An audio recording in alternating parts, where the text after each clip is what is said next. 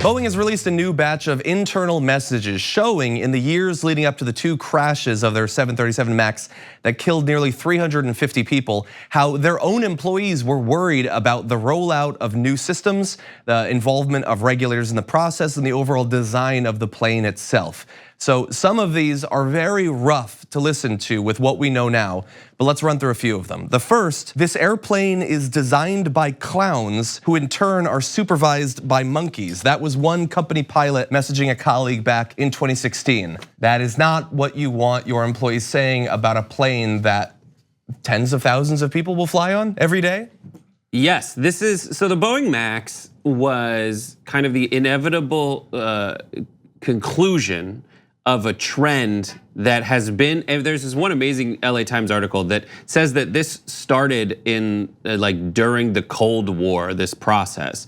The process of the 737, it is an older plane in terms of like when it was first created. And they actually kind of, in a roundabout way, blame what's wrong with it now on trying to put stairs on the side of the plane before jetways so that you could open the plane and get out and get in easily. And essentially since then, they've kind of tried to maintain that ethos behind the plane in a jetway filled world by Frankensteining more things onto this plane that it does not, that at some point, they really needed, if they wanted to keep going this way, they needed to scrap the plane and start a new one, a 7, pick a number 7. 777 maybe. Well, they have one. Yes, okay. But the 797, yeah. like, or something like that, or completely rebrand it. Well, yeah. And so look, with that knowledge, it sort of makes sense how terrible problems could develop. Yeah. The thing is, when you see all of these employees, like almost in real time, but in hindsight, acknowledging these problems, but then sort of just like shrugging their shoulders and just saying, clowns, monkeys, what are you gonna do?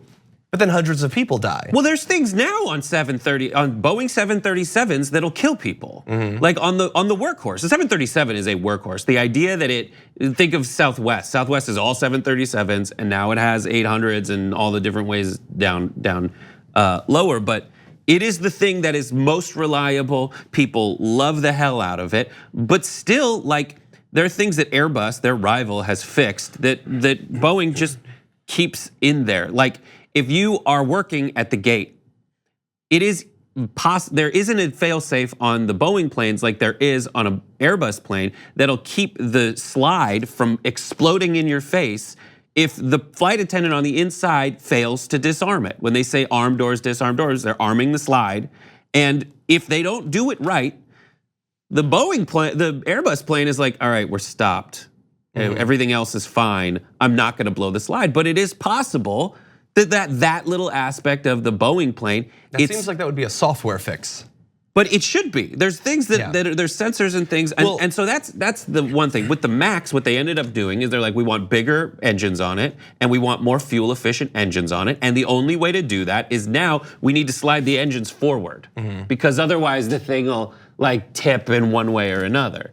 And so to get around that, they have this software system that they put in, and the software system says if I get sensors, if I get in my sensors that the plane, because of the engines being where they are, that we're gonna tilt up and go into a stall, this MCA system, I think it's MCAS or whatever, MCAS. It tells the plane, all right, I'm gonna dip the nose down. And if the sensor readings are wrong, and you're the pilot on your Boeing, which is flown like this, like an idiot, instead of the Airbus, which is just a joystick that is much easier if you ask pilots, then it'll take your plane and just start nosediving it down. Even when you're not actually going up into a stall. And what's worse is they didn't tell the pilots this. Yes, these communications really get into that. So let's go through a few of these really fast. In one exchange about the MAX flight simulators, an employee said, honesty is the only way in this job. Integrity when lives are on the line on the aircraft and training programs shouldn't be taken with a pinch of salt. Would you put your family on a MAX simulator trained aircraft? I wouldn't. So they're talking about safety if you had the pilots training on the simulators, but they were also behind the scenes fighting to stop that from actually having to happen. Yes, and a lot of pilots never got this. One of the plane crashes that ended up happening, as the reports went, the previous flight or one of the recent flights before that, there was a deadheading pilot, basically someone who's just kind of flying along, in the cockpit, who when that started happening and it started tilting down was like, oh, you just have to pull back. You need to disable the sensors. It's just having a sensor glitch. The pilots on the next flight didn't know that and they crashed and died. Exactly, yeah. And they kept telling the pilots it's just kind of a background software thing. You don't need to know about it. Because they knew that it was getting more and more Frankenstein-y, that similar if you watch Fight Club, like if it costs more to do the recall than it does to do the lawsuits, we make a decision at that point. With the Airbus, they have this thing called the Neo, which is a better plane. And you ask pilots, it's a more comfortable cockpit. You walk in, it looks like it's from this century, and the Boeings all look like they're from last century. And they're just now, because of all that, and a lot of financial restrictions and a lot of incentives within the federal government to keep Boeing, our company, ahead of Airbus, a French company, it got to this point. And that's what we all are scared of. And that's one of the centers of progressivism is ground rules that keep that kind of stuff, that kind of corruption from happening. And it failed in this point.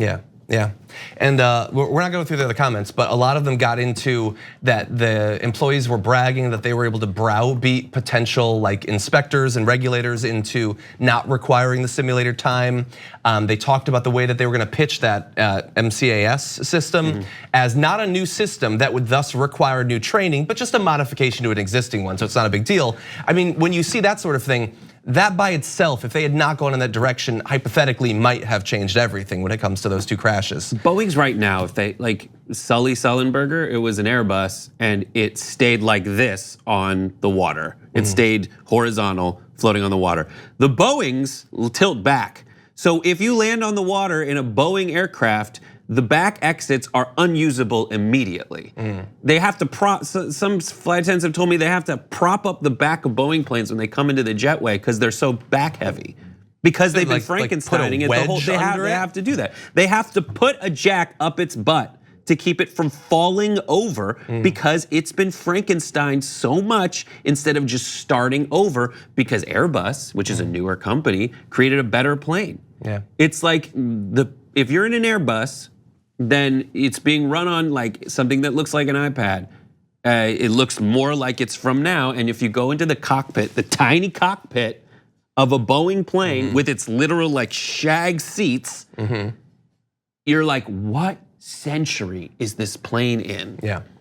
But the previous 737s worked fine. And this new one was just a step too far.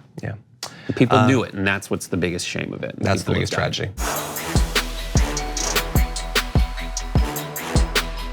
Thank you for watching this clip from the Damage Report. For more content from the show and access to TYT Network members-only exclusives, go to tyt.com/Brooke. Wait, no, it's tyt.com/John. Go to tyt.com/John to sign up.